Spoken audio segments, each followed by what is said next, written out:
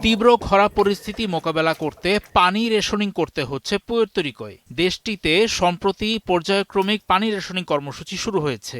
হাজার হাজার বাসিন্দা একবারে ৪৮ ঘন্টা পর্যন্ত সরবরাহ করা পানি ছাড়া থাকতে বাধ্য হচ্ছেন। পুয়ের্তো রিকোর অ্যাকোয়াডাক্ট অ্যান্ড সিওয়ার অথরিটির মতে এই অবস্থা অন্তত আগস্টের শেষ পর্যন্ত বহাল থাকবে বলে আশঙ্কা করা হচ্ছে।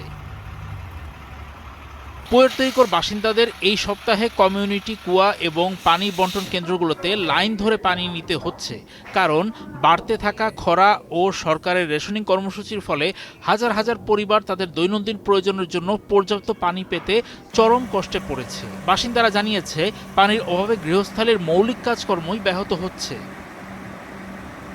বৃষ্টি হচ্ছে না পুয়ের্তো রিকোতে।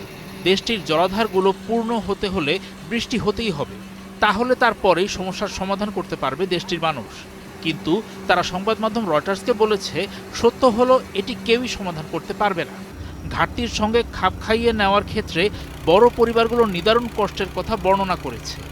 জামা কাপড় ধোয়া, এমনকি গোসল করাও খুব কঠিন হয়ে পড়েছে।